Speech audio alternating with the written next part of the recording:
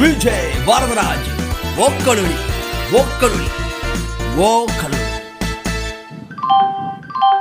அனைவருக்கும் வணக்கம். நீங்கள் கேட்டுக்கொண்டிருப்பது உங்கள் விஜய் வரதராஜின் वक्लुली। आप है तमिल पीपल का लिसनिंग है विजय वरदराज वक्लुली का पॉडकास्ट ये कहना है। வணக்கம் நேயர்களே, இது உங்கள் விஜய் வரதராஜின் ஓக்கலுளி.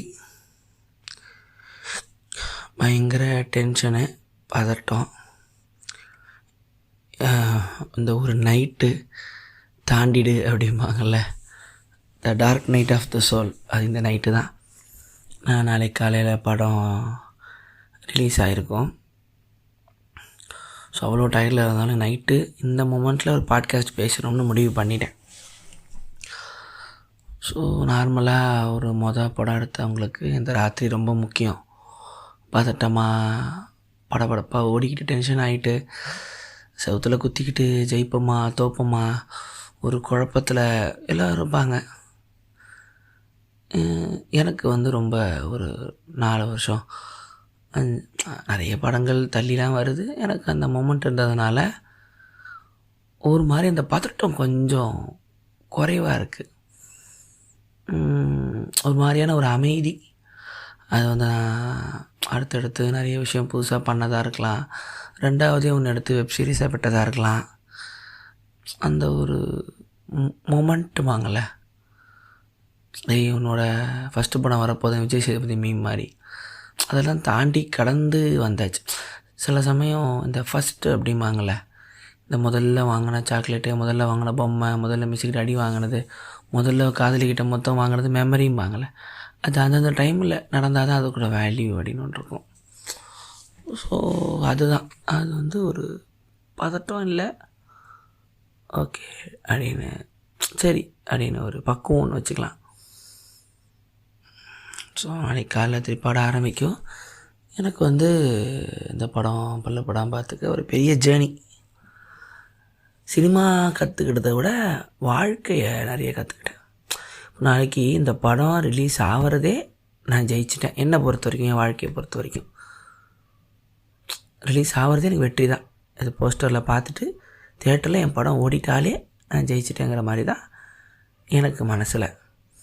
இது நல்லா இருக்குது, நல்லா இல்லை, உங்களுக்கு பிடிக்குது பிடிக்கலை, இது எல்லாமே தனிப்பட்ட ஒரு விஷயம். அது அந்த படம் அந்த டைமில் ஜனங்களுக்கு என்னவா வேலை செய்யுதுன்னு அது நம்ம கையில் இல்லை, எடுக்கிறது மட்டும்தான். நார்மலாக படம் ஓடிடணும், இது எல்லாருக்கும் போய் வேலை செய்யணும் அப்படிங்கிற ஒரு விஷயத்தை விட எனக்கு இது ரிலீஸ் ஆனாலே ஒரு பெரிய விஷயமாக எல்லோரும் கொண்டாட ஆரம்பிக்கிறாங்க. அதாவதுனா நம்ம பாட்காஸ்ட் கேட்குறவங்க, வீடியோ பார்க்குறவங்க, நிறைய பேருக்கு வெளியே ஆளுங்களுக்குலாம் ஒரு மாதிரி கடுப்பாக இருக்கும். யார் இவன் ஒன்றுமே பண்ணலையே, என்ன பண்ணிட்டான்னு இப்படி ஒரு அடல் காமெடி படத்துக்கே இவ்வளோ பொங்குறானுங்கள்லாம் வெளியாளுங்களாம் கண்டிப்பாக தோணும். எனக்கே ஒரு மாதிரி நிறைய பேர் டிக்கெட்டை QR கோடு நீ ஜெயிச்சிட்ட மாறா, நாளைக்கு நிம்மதியாக தூங்கினேன், நான் ஜெயித்தா மாதிரி இருக்கிறேன், நான் ஜெயித்தா மாதிரி இருக்க சொல்லும் போதெல்லாம் அவங்க இந்த 10 வருஷம் அவங்களோடையே கூடவே இன்டர்நெட்டில் வந்த ஒரு ஃப்ரெண்டு மாதிரி, ஒரு அண்ணன் மாதிரி இருந்திருக்கேன் அப்படின்னு எனக்கு பொறுமையாக புரிஞ்சுது. இப்போ ஒரு இன்டர்நெட் ஆர்டிஸ்ட்டாக இல்லாத ஒரு ஆளாக இருந்து, ஒரு அசிஸ்டன்ட் டேரக்டராக இருந்து வந்திருந்தேன்னா, நான் ஃபேஸ்புக்லேயோ யூடியூப்லேயோ இல்லாமல் ஒரு ஆளாக இருந்திருந்தேன், நான் பாட்காஸ்ட் பேசாதனாக இருந்திருந்தேன்னா படமும் மறந்துருப்பாங்க, என்னையும் மறந்துருப்பாங்க. நான் டெய்லி உங்ககிட்ட பாருங்கள் நான் ஒரு படம் எடுத்திருக்கேன். அதாவது என் வாழ்க்கையை ஒரு கொஞ்சம் கொஞ்சமாக உங்களோட நானே ஒரு 10 வருஷம் வாழ்ந்திருக்கேன்ல உங்களோட வேறு வழியில். அது எனக்கு கிடச்ச ஒரு வரம்னு நினச்சிக்கிறேன். அதான் இன்டர்நெட் ஆர்டிஸ்ட்னு பயோவில் போட்டுப்பேன். நான் போஸ்டரில் ஹிட்லர் இருக்காருன்னு சொல்லும்போது கூட அதுக்கெலாம் யாரும் கமெண்ட் பண்ணல. அண்ணன் படம் வருதுன்னு பார்க்கும்போது இது எந்த ஒரு புது டைரக்டருக்கும் நடந்திருக்காது. அது ஒரு வகையில் ஒரு சந்தோஷம். இன்றைக்கி தான் அந்த படத்தில் வேலை பார்த்து அசிஸ்டன்ட் டைரக்டர்லாம் போனாங்க. ரொம்ப வருஷம் கழித்து பார்க்குறேன். அது வருஷத்துக்கு ஒரு முறை பார்ப்பேன். எல்லாம் கூட இருந்து ஒரு 3-4 வருஷம் கூட இருந்து பழகி கஷ்டம் துன்பம் சண்டை அழுவ எல்லாம் பார்த்து ஷூட்டிங் தாமதமாக போய் சென்சாரில் மாட்டி டெல்லி போய் தாண்டி வந்த பசங்க ஒரு டைமில் கிளம்புறேண்ணே அப்படின்னு சொல்லும் போது ஒரு மாதிரி ஆகிடுச்சு. ஏன்னா ஒரு டைரக்டர் அசிஸ்டன்ட் டைரக்டர் மாதிரி இருக்க மாட்டேன், அனந்தம்பி மாதிரி தான் எல்லாமே இருப்போம். அவங்களுக்கும் நேரம் அது நாள் ஆவ அடுத்த படம் வராமல் ரொம்ப போகும்போது அவங்க வீட்டில் பதில் சொல்ல வேண்டிய கடமை, அவங்க படம் பண்ணணும், நம்மளால் யாருக்கும் நாள் ஓடிடக்கூடாது அப்படிங்கிறத இன்றைக்கி தான் ஒரு நாள் கழித்து அவங்கள பார்த்து பேசினேன். பழைய கதையெல்லாம் பேசிக்கிட்டு இருந்தோம், ஷூட்டிங்கில் என்னென்ன ஆச்சுன்னு. அங்கெல்லாம் கிளம்பும் போது ஒரு கட்டி பிடிச்சிட்டு ரொம்ப தேங்க்ஸ்ரா அப்படின்னு கூட சொல்கிறதுக்கான ஒரு மொமெண்ட் கூட இடத்துல அமையலை. எல்லோருக்கும் ஒரு அமைதி. இந்த படத்தோட வேலை பார்த்த அது ஞாபகமாக ஆசை போடலாம், அது ஒரு முடிவு மாதிரி வாழ்க்கையில் வச்சுக்க முடியல. எல்லாருக்கும் ஒரு மாதிரி பெயின்ஃபுல்லாக தான் முடிஞ்சுது. நிறைய பேருக்கு நான் கெட்டவனானே, நிறைய பேருக்கு எனக்கே அது புரியாமல் இருந்துச்சு. ஒரு படம் எடுக்கிறவன் பாருங்க, இந்த செகண்ட் வரைக்கும் இந்த படத்துக்கான வேலையை நான் பார்த்துக்கிட்டே இருக்கணும். என் ஃபிலிம் பை அந்த விஜய் வரதராஜன் போகிறதுக்கான அர்த்தம் அதுதான். இது என்னோடய படம், கடைசி வரைக்கும் நான் நிற்கணும். என் கூட அஸ்வின் டாக்டர் நிற்பாங்க. அவங்கள பார்த்து பேசினேன், அப்படிலாம் பண்ணுச்சு மாதிரியான ஒரு மெமரி இந்த படம். இப்போ எனக்கு ஒரே விஷயம், நாளையோட இந்த படம் எப்போ வரும் அப்படிங்கிற கேள்வி இனிமேல் யாரும் எனக்கு கமெண்ட்டில் கேட்க மாட்டாங்க. ஜாலியாக இருக்கலாம், சில பேருக்கு வேலை செய்யாமல் இருக்கலாம், சில பேருக்கு வேலை செய்யும். சினிமா அப்படி தான், அதுக்குள்ளேயே நான் போகலை. நான் இந்த மொமெண்ட்டு உங்கள்கிட்ட பாட்காஸ்ட்டில் ஹாப்பியாக பேசினதே எனக்கு நல்லாயிருக்கு. இப்போ இந்த பாட்காஸ்ட் ஆரம்பித்ததே பாருங்களேன், அது ஐடியா வாழ்க்கையிலே கிடையாது. இந்த படம் லாக்டவுனில் என்ன படம்னு தெரியாமல் இருக்கும்போது இதே மாதிரி ஃபோனை ஆன் பண்ணி பேசின விஷயந்தான். இன்றைக்கி இந்த விஜய் வரதராஜ், இந்த பாட்காஸ்ட்டில் பேசுகிற விஜய் வரதராஜை யூடியூப்பில் பார்க்க முடியாது, சினிமாவில் பார்க்க முடியாது, தனிப்பட்ட ஒரு ஆள். அப்புறம் இன்டர்வியூ போகும்போது கூட பாட்காஸ்ட்டை வச்சு கேள்விகள் கேட்கும்போது ஒரு ஹாப்பியாக இருக்கும். அதில் நீங்கள் வேறு மாதிரி பேசுகிறீங்களே, அந்த ஃபேன்ஸ் எப்படி இருக்காங்க, அவங்க எப்படி எடுத்துக்கிறாங்க, ஃபேன்ஸ் கூட இல்லை, லிசனர்ஸ் அப்படி கூட வச்சுக்கலாம் பாட்காஸ்ட்டுக்கு. ஸோ உங்கள்கிட்ட சொல்ல முடியுது, இந்த நைட் ஹாப்பியாக பேச முடியுது. சில அப்புறம் நைட்லாம் தூக்கம்லாம் வராமலாம் இருக்கும். எனக்கு நல்லா தூக்கம் கட்டுது, பேசி முடிச்சு தூங்கிடுவேன். பெரிய பாரம் மனசில் இருந்து இறங்கின மாதிரி இருக்குது, பெரிய பாரம் சில சமயம் அந்த சோகம், சொல்லிக்கிற சோகம் வேறு, சொல்லிக்காத ஒரு சோகம் ஒன்று இந்த அடி நெஞ்சில் அடியே உள்ளே உட்காந்துருக்கும். யாருக்கிட்டையுமே நீங்கள் சொல்ல முடியாது நீங்கள் அந்த நிலைமையில் இருக்கீங்கன்னு. அம்மா அப்பா கிட்ட, ஒய்ஃபுக்கிட்ட, குழந்தைங்கிட்ட, தெரிஞ்ச ஃப்ரெண்ட்ஸுக்கிட்ட, யாருக்கிட்டையுமே அது நீங்கள் காட்டவே முடியாது. அது அடைச்சிக்கிட்டே இருக்கும். அப்படி ஒரு பாரம் ஒன்று இருந்துக்கிட்டே இருந்துச்சு. மெல்லவும் முடியாமல் முழுங்கவும் முடியாமம்பாங்களே, அது இன்றைக்கி ஒரு மாதிரி ரிலாக்ஸாக. நாளையிலேருந்து இந்த பாரம் இனிமேல் பாரம் இல்லை, பாரம் என்ன வேணால் ஆகட்டும், என் உடம்புக்குள்ளே அது இனிமேல் கிடையாது அப்படிங்கிற ஒரு சந்தோஷம், ஒரு ரிலாக்ஸு இருந்துச்சு. படம் ஆரம்பிக்கிற புதுசில் ஒரு மாதிரி ஒரு ஆர்வக்கோளாறான ஒரு வயசு அது. அப்போது உலகம் புரியலை, ஆளுங்கிட்ட பழக புரியல, விஷயம் புரிஞ்சிக்க முடியல, ஜனங்களை கணிக்க முடியல, யார்கிட்ட என்ன பேசணும், என்ன பேசக்கூடாது, எப்படி பழகணும், என்ன பழகக்கூடாது, குழப்பமான ஒரு வயசு. நிறைய பேர் இது யாரும் பிரிஞ்சலாம் போல். அந்த ஒரு நாள் வாழ்க்கை ரொம்ப முக்கியம். நாட்கள், வயசுங்கிறது அது ஓட ஓட ஓட பயம் வந்துக்கிட்டே இருக்கும். நான் சொல்லிட்டேன், இந்த படம் தியேட்டரில் வர வரைக்கும் என் டைரக்டர், நான் உள்ளே இருந்துக்கிறேன், நீங்கள் உங்களுக்கான வேலையை பாருங்கள். நிறைய ஃப்ரெண்ட்ஸ் எல்லாம் அப்படியே கொஞ்சம் கொஞ்சமாக டிஸ்பேண்ட் ஆகி கொஞ்சம் கொஞ்சமாக பாருங்கள் அடுத்தடுத்து வேலைக்கு போக ஆரம்பித்தாங்க. அது உங்களுக்குலாம் தெரியும், சொல்ல தேவையில்லை. ஒரு மாதிரி ஒரு முக்கியமான நைட்டு. நிறைய பேர் ரொம்ப ஹாப்பியாக மெசேஜ்லாம் அனுப்புனீங்க. இது இந்த மாதிரி ஒரு கிடைக்காது அவனுக்கும்ல. நிறைய பேர் நான் ஜெயிச்சா மாதிரி இருக்குது அப்படின்னா, ரொம்ப கஷ்டப்பட்டனே, ரொம்ப 10 வருஷம் கஷ்டப்பட்டேன். இன்னொன்று இந்த சுய பரிதாபம்பாங்க. என்னடா எப்போ பார்த்தாலும் எந்த போஸ்ட் எடுத்தாலும் சும்மா கஷ்டப்பட்டேங்க, நாங்களாம் கஷ்டப்படலையா? இது அப்படிப்பட்ட அதை வச்சு ஒரு விளம்பரம் தேடிக்கணுங்கிறது கூட இல்லை. என்ன ஆகுதுன்னா, இப்போது ஆன்லைனில் இருக்கிறதுனால ஸ்ட்ரகிளை பார்த்து எனக்கு ஒன்று நடக்குதுன்னா, இதே மாதிரி கஷ்டத்தில் இருக்கிற பசங்களுக்கு நமக்கும் நடக்கும் அப்படின்னு ஒரு நம்பிக்கை வருது. என் அண்ணன் இல்லையா, எனக்கு நடக்காதா? அப்படி ஒரு எக்ஸாம்பிளாக ஆன்லைனில் இருக்கிறதுனால நான் அதை தொடர்ந்து பேசிக்கிற மாதிரி. ஏன்னா ஒரு லைஃப் எக்ஸாம்பிள் வெளியில் ஒரு ஆளை காட்டிக்கிட்டு இருக்கிறதுக்கு நம்மளையே காட்ட முடியுங்கிற மாதிரி ஒரு சந்தோஷம், ஒரு உண்மையாக தானே. பாரு, என்னை பார்ப்பா முதல்ல, மற்றவங்கள விட்டுடு அப்படிம்பேன். யாராவது சில சமயம் ஃபோன்லாம் பண்ணி பேசுவாங்க, பாட்காஸ்ட் கேட்டு ரொம்ப டல்லாக இருக்குண்ணா, என்ன எடுத்துக்கடா, நான் இல்லையா, நான் அடுத்த வேலையை பார்க்கலையா, நான் வழியெல்லாம் மறக்கலையா, புதுசாக செய்யலையா, அப்படி சொல்லும்போது நல்லாயிருக்கும். அத்தாரிட்டி அந்த உண்மை வந்து உங்கள் வாழ்க்கையிலேருந்து நீங்கள் உங்களால் கொடுக்க முடியுதுன்னா அது வந்து நான் அது ஒரு சந்தோஷமாக எடுத்துக்கிறேன். ஸோ நான் எனக்கும் ஒரு நடக்கும். நிறைய பேர் கான்ஃபிடென்ட்டாலாம் இருக்கா நம்மளை பார்த்தாலாம் ஆச்சரியமாக இருக்கும். அப்புறம் தான் புரியுது, ஜெயிக்கிறது தோக்கிறத விட இந்த ஜேர்னி இருக்குல்ல, அந்த பெயினை வந்து தாங்கிக்கிற ஜேர்னி வந்து வாழ்க்கையில் யாருக்கும் ஹேண்டில் பண்ணுறது கஷ்டமாக இருக்குது. அதை ஹேண்டில் பண்ணுறவனை பார்த்துட்டானா அவங்களுக்கு சந்தோஷமாகுது. எப்படி நீ தாண்டி வந்த, எப்படி இவ்வளோ தூரம் தாண்டி வந்தேன்னு கேள்வி ஏன் கேட்குறாங்கன்னா, அந்த ஜேர்னி தான் வழி அவங்களுக்கு. அங்கே போனதுக்கப்புறம் அது என்ன வேணால் இருக்கலாம், ஆனால் போகிற வரைக்கும் இருக்கிற பாரத்தை வந்து மேய்க்கிறது தான் யாராலையுமே முடியல. ஸோ நாளைக்கு நான் எங்கள் வீட்டிலலாம் எல்லாருக்குமே என்னென்னா படத்தை தேட்டரில் பார்த்துடணும். ஜனங்க கை தட்டுறாங்க, கை தட்டல சிரிக்கிறாங்க, அதெல்லாம் எனக்கு என் அம்மாவுக்கு ஒய்ஃபுக்கெலாம் இல்லை.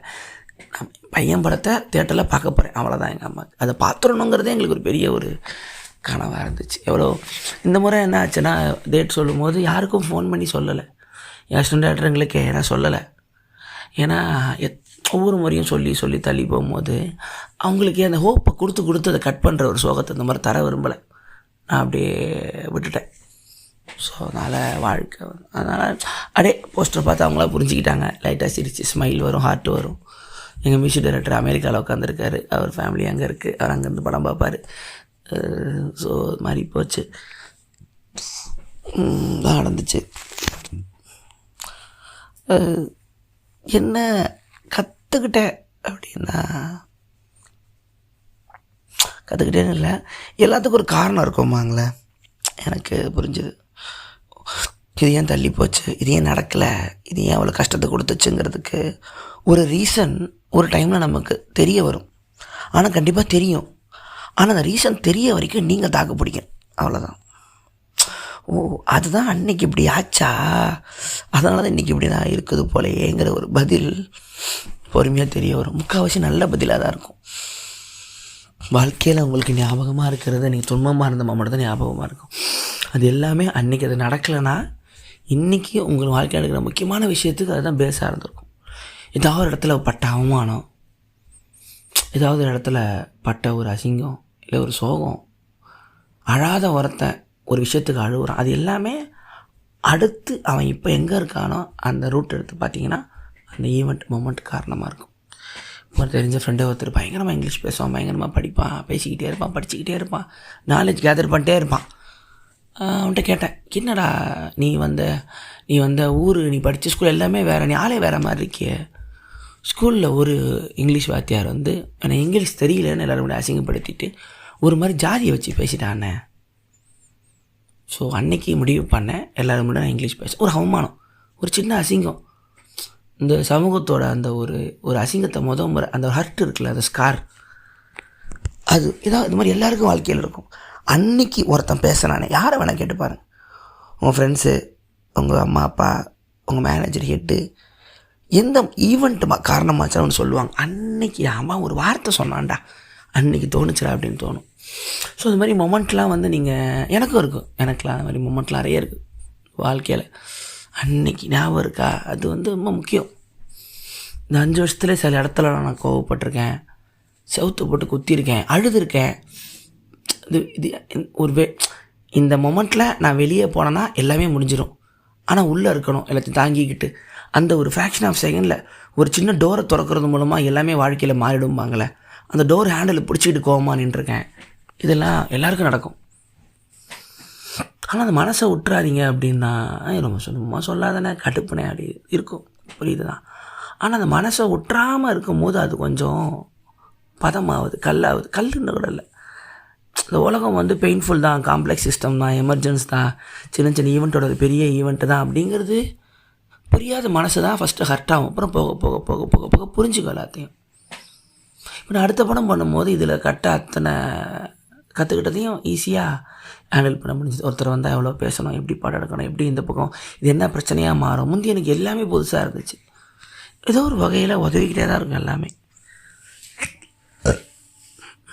நடுவில் வேலையால் சும்மா பாட்காஸ்ட் பேச முடியாமலே இருந்தேன்.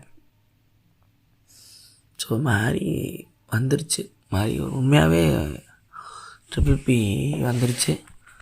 லைக் போய்ட்டு போஸ்டர்லாம் செவுத்தில் ஒட்டியிருப்பாங்க, பேர் ஃபோட்டோ எடுக்கணும். படம் ஜாலியாக பார்க்கலாம், ஜாலியாக சிரிச்சுட்டு வீட்டுக்கு வரலாம், அவ்வளோதான்.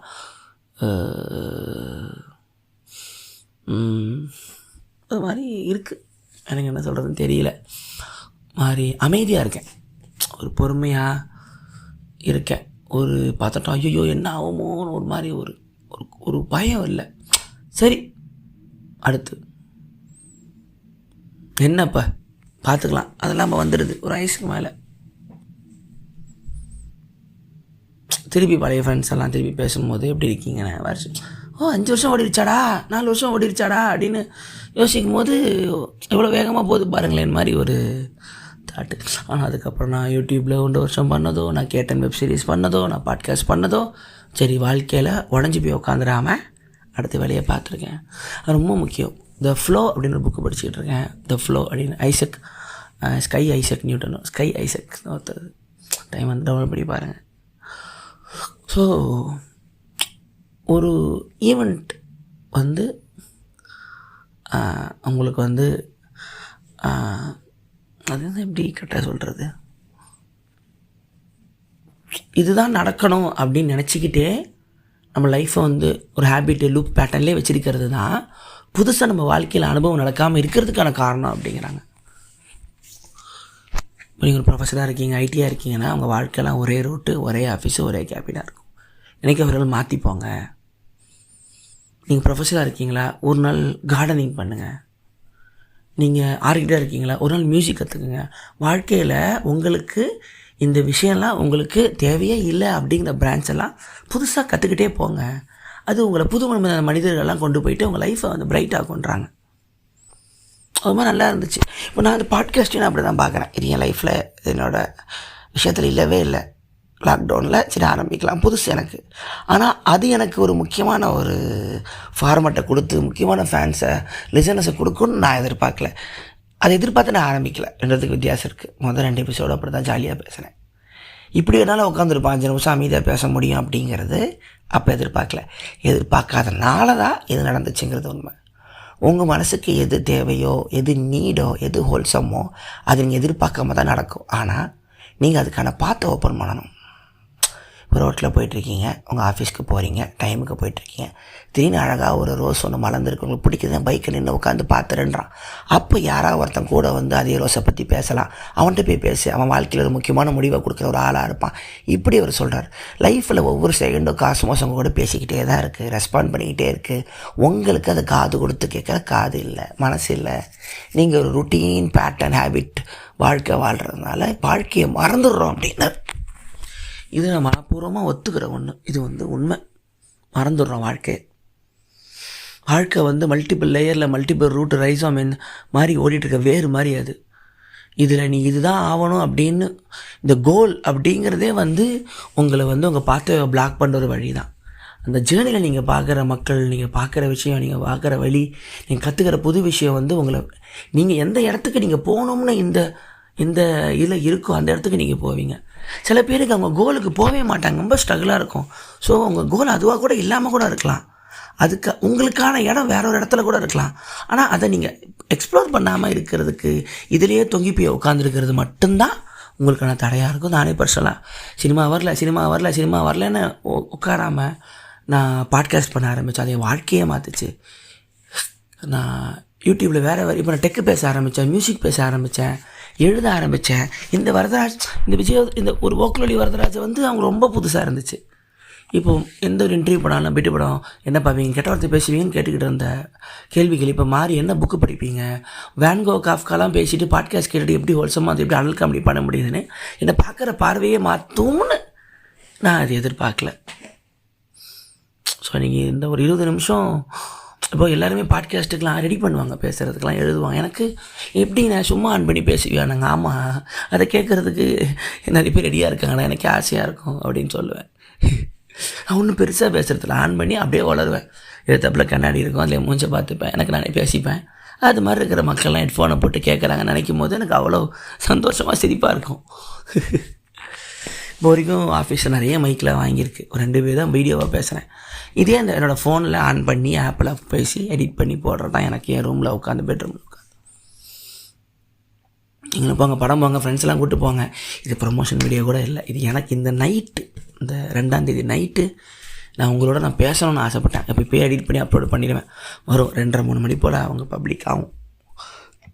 உங்களுக்கு 1 மணி போல் வந்துடும். பாருங்கள், கேளுங்க. ஹாப்பியாக இருக்கேன்னு புரிஞ்சுக்குங்க. அண்ணன் ஹாப்பியாக இருக்கேன், நாளைக்கே ஹாப்பியாக இருப்பேன். இந்த படத்தோட முடிவு என்னவாக இருந்தாலும் நான் ஹாப்பியாக இருப்பேன். மனசு ஏற்றுக்கும், மனசு எடுத்துக்கும். அடுத்த வேலையை நோக்கி நான் ஓடுறதுக்கான பக்குவம் அந்த 36 வயசு எனக்கு தந்திருக்கு. ஒடுங்கி உடஞ்சி போச்சு, எனக்கு அவ்வளோதான், எனக்கு இதுக்கு மேலே இல்லையா, இல்லை பயங்கரமாக ஓடி பயங்கர மண்டகரமாக நான் தான், ரெண்டுமே இப்போ என் வாழ்க்கையில் இல்லை. அடுத்த வேலை ஒழுங்காக செஞ்சுட்டு அன்றைக்கி நாள் ஹாப்பியாக வச்சுக்கலாம் அப்படிங்கிற ஒரு பக்குவம் வந்திருக்கு. அது உங்களுக்கும் வரும், அதுமாதிரி நல்லதும் கூட. ஸோ இப்போ நீங்கள் வந்து இப்போ கேட்குற ஒருத்தர் கேபினில் உட்காந்து ஒரு கால் சென்டர் வேலை பார்க்குறீங்களா, நாளைக்கு போய் பெயிண்டிங் வரைய ஆரம்பிங்க. உங்களுக்கு வரைய வராட்டியும், ஏன்னா நீங்கள் ஒரு நல்ல ஒரு பெயிண்டராக இருக்கலான்னு வரைஞ்சாதான் உங்களுக்கு தெரியும். திடீர்னு நீங்கள் கார்டனிங் பண்ணி பாருங்கள், சைக்கிள் வாங்கிட்டு நைட்டு ஓட்ட ஆரம்பிங்க, காலையில் வாக்கிங் போங்க, நோஞ்சானக்கம் எக்ஸசைஸ் பண்ணி பாருங்கள். ஸோ வாழ்க்கையில் நீங்கள் வரைக்கும் பண்ணாததெல்லாம் ஒரு முறை பண்ணி பாருங்கள். ஒருவேளை உங்களுக்கான பாத்து அந்த பக்கமாக திறந்துருக்கலாம் அப்படிங்கிறது நான் பர்சனலாக கண்டுகொண்ட ஒரு உண்மை. அது உங்களை மாற்றும். இப்போ நாளைக்கு இது இல்லையா, நான் பாட்காஸ்ட் பேசுவேன், அதெல்லாம் யூடியூப்பில் பேசுவேன், இதில் உட்காந்து எழுதுவேன், உட்காந்து பாடுவேன், உட்காந்து கற்றுவேன், நடிப்பேன்னு நான் நிறைய எக்ஸ்ப்ளோர் பண்ண ஆரம்பிப்போம். எனக்கே ஆச்சரியமாக இருக்குது. அது ஒரு ஜீனியஸ் தன்மையோ டேலண்ட்டோ இல்லை, உலகமே அவ்வளோ ஆக்டிவாக உங்களை ஏற்றுக்குது. நம்ம அந்த இடத்த போய் எக்ஸ்ப்ளோர் பண்ணுறோமா, அதுக்கு நம்ம ரெடியாக இருக்கிறோமா? ஒவ்வொரு செகண்டும் இந்த காஸ்மோஸ் உங்களை கேட்டுக்கொண்டே இருக்கிறது, பேசிக்கொண்டே இருக்கிறது உங்களுடன். நீங்கள் அதை காது கொடுத்து கேட்க ரெடியா அப்படிங்கிறது தான். ஸோ March 2 பலப்படாமல் பார்த்துக்க. அதுக்கு முதல்ல நைட்டு சினிமா டைரக்டராக இல்லாத கடைசி நைட்டு இது. நாளையிலேருந்து நான் திரைப்பட இயக்குனர் விஜய் வரதராஜ். ஸ்க்ரீனில் வந்தது, டைரக்டராக OTTயில் குத்துக்குப்பத்தில் வந்துட்டேன். தேட்டரில் நாளையிலேருந்து தான் டைரக்டர். ஸோ நன்றி. இதை ஹாப்பியாக கேட்டுட்டு நீங்களும் தூங்குங்க. உங்களுக்கும் இதே தான், நல்லதோ கெட்டதோ நம்ம அடுத்த வேலையை பார்த்துக்கிட்டே பழசை நினச்சி புலம்பி தொஞ்சு போய் நம்ம எனர்ஜியும் உறிஞ்சிட்டு ஒன்றிலாமல் ஆகிறதுக்கு மறந்துட்டு அடுத்த வேலைகளை பார்க்கும்போது நீங்கள் விட்ட பழைய வேலை திருப்பி ஒரு நாள் வரும் அப்படிங்கிறதுக்கு இன்றைய இரவு நாளை வரப்போகிற படம் தான் உங்களுக்கு எடுத்துக்காட்டு. ஸோ என்ஜாய் பண்ணுங்கள். சப்போர்ட் வக்கலொலி.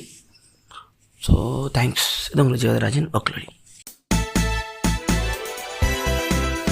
விஜய் வரதராஜ், வக்கலொலி, வக்கலொலி, வக்கலொலி. அனைவருக்கும் வணக்கம். நீங்கள் கேட்டுக்கொண்டிருப்பது உங்கள் விஜய் வரதராஜன், वकलोली। आप है तमिल पीपल कॉलेज नहीं है, विजय वरदराज वकलोली का पॉडकास्ट ये कहना है।